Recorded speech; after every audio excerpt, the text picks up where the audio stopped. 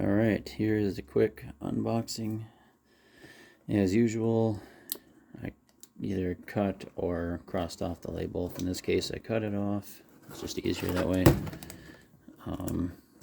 But it hasn't been opened yet, so you'll see it the same time I do.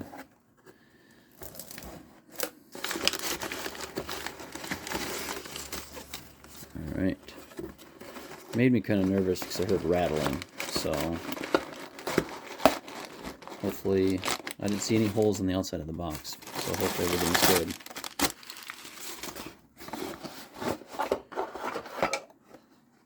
Not the best packing job in my opinion. Just seemed like too much movement. This looks like rosewood. A rosewood wedge.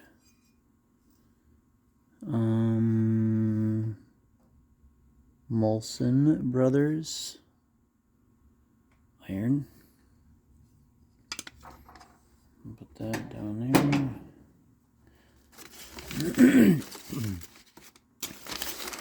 And that's all the packaging out of there. Bubble wrap, get out of here. Alright. There it is. Very first infill plane. Ouch. Ooh, guess I have a sliver. That's a heck of a way of finding out. Metal rubbed into it and pushed it further into my stinking web of my finger. That's awesome. It's got, I don't know if it's a maker's name originally on there in cursive. It looks nice, but then whoever owned it after that, Beasley or whatever, unfortunately stamped right over the top of the fancier writing. So maybe that was a previous owner and they're like, nope, this is mine now. That kind of sucks. I wish they would have stamped it here to kind of like have a timeline of ownership, but it looks like, it appears to be rosewood infill. I don't know what's moving. One of the infill pieces is a little loose. Not sure. Really? The cat's rubbing up against the tripod as usual. She is obsessed with the tripod. I don't know. It doesn't rattle when I shake it, so that's good. The mouth isn't incredibly tight. It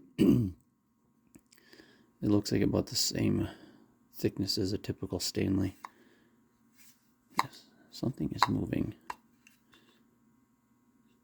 I think it is the infill right here. It's just a little loose on the bridge area. There's a screw in the back. Screw in the front. It's got a little bit of surface rust on the front toe. A little bit of like drops of water turned to rust. Yeah, the infill on the back is a little loose too. Well, hopefully that won't affect its usefulness. I have never used a miter plane before. I think these are supposed to bevel up, if I remember correctly. It's a tight fit.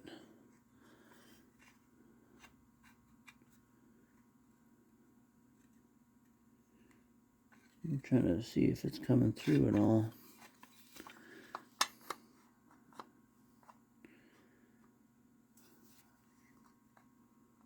I don't know. Ugh. Yeah. I'll try bevel down, see if that works. It is definitely not a bevel down. Didn't think so. Maybe it's just the fact that it is pretty nasty in there. Let me clean that out.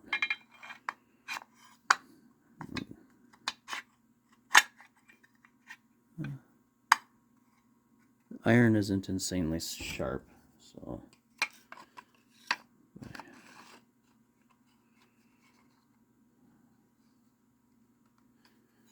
all right. I don't push it in too far. So, alright, well, there it is. It's pretty heavy. Don't know the exact weight. My scale's upstairs, but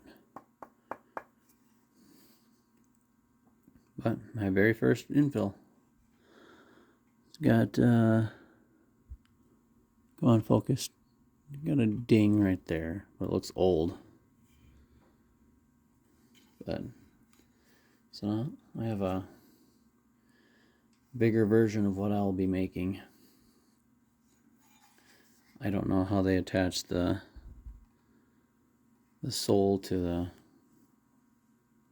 the sides. It almost looks like a single piece, but I don't think that's possible. I don't see pins going to the bottom, so I don't know. I don't know much about the construction of these. But alright, well, thank you for watching. Didn't really mean for it to go this long, but I just was trying to check everything out and have you experience it at the same time, or, you know, as best I could. Obviously, I didn't have everything on the video, but yeah, it's got to weigh at least a solid 5.5, 6 pounds. That's my estimate. It's pretty good size. I'll put the weight in the description once I upload it. So, all right. Have a beautiful day.